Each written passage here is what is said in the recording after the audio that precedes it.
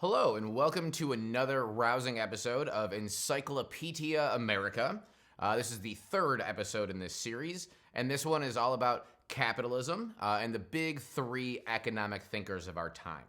So today, we are going to focus on Adam Smith, who's basically the founder of capitalism as we see it today. And he was a moral philosopher, and in 1776, he wrote a book called The Wealth of Nations. It's got a longer name, but that's kind of just what we know it as.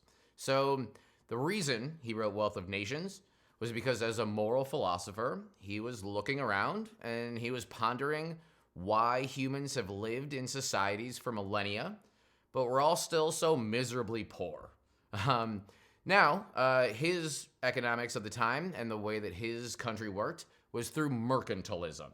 And mercantilism, which sounds crazy, is simply that some countries will trade their goods to other countries for gold and silver. And because of that, governments would impose tariffs on different countries to basically hoard their own precious metals. And with these tariffs and different import taxes, because that's what a tariff is, they granted special rights and privileges to certain people, meaning that a certain few were able to get very wealthy, but not society as a whole, which wasn't really unlike what they had before, which was feudalism. So like we talked about in the first episode, nobles and kings, or agrarian or farming economies.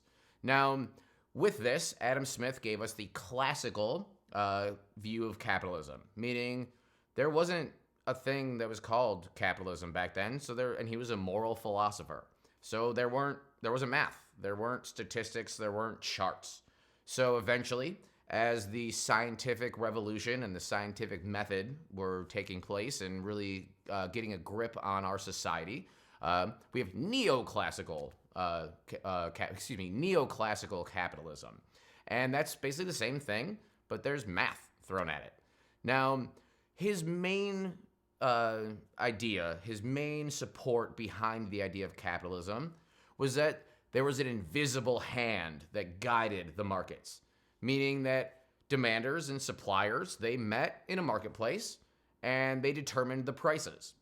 Now, the prices signaled what we were to buy, and then in turn, they signaled what people were to manufacture, so different companies, what they were going to make.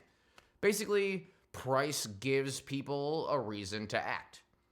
And it seems to make sense. I want something, you've got it, I'm going to pay you X amount for it, you will accept X amount. That means that other people can pay that same amount for the same good. Makes it kind of easy. But really, there were three outcomes of capitalism that he had determined. It was allocative, productive, and distributive efficiency. Meaning with allocative, with this system, people are going to make the stuff that we want. And then productive efficiency is that these firms are going to make the maximum amount of stuff that we want at the minimum cost. And then distributive efficiency is exactly what it sounds like. People who want the stuff the most get it. And that means that it doesn't matter if I need something, if someone else wants it more, which means that if they have the money to want more, they're going to get it. And his whole idea was that there doesn't need to be a government, because why would there be? There's the invisible hand guiding it. And this, which is a French term, is laissez-faire capitalism, which hopefully you've heard thrown around. It's just basically the French term for free markets, meaning that there's no government intervention. And again, the market will correct itself over time.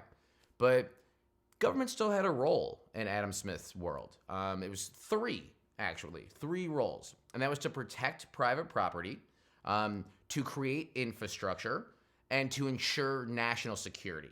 Meaning, if I own something, there's no point in me working for it if my neighbor can just come over and take it. The other side of that is we can't have a different country just deciding to invade us and taking my house. And then the other part of it is the infrastructure. You can't expect one person, one company to make power plants, to make roads, to make plumbing, to make things that we all use to go about our days. Now, the way that he looked at this and the way he decided that the markets were going to look at it was something called a cost-benefit analysis. And you literally just make profit decisions by comparison. So you have to look at something like, if I were to work for $10 an hour, that would be great. I work $10, or I work for an hour and I get $10.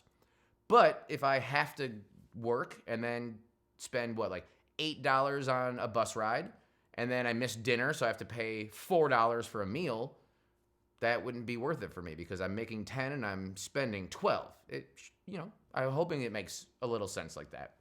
But that led into supply side economics, meaning that there should be lower taxes and basically zero government regulation.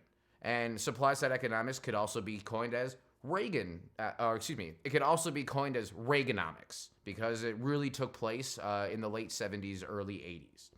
But to sum capitalism up, per Adam Smith, capitalism that's free from government and is allowed to operate with the invisible hand, the markets determining things, the price signals, it will self-correct over time.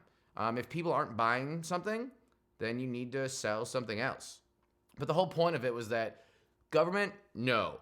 Markets, yes. And that way we will all be able to prosper. So thank you for tuning in to episode 3 of EncycloPETEia America. And stay tuned for episode 4, where we're going to look at the dastardly Karl Marx. Thank you so much.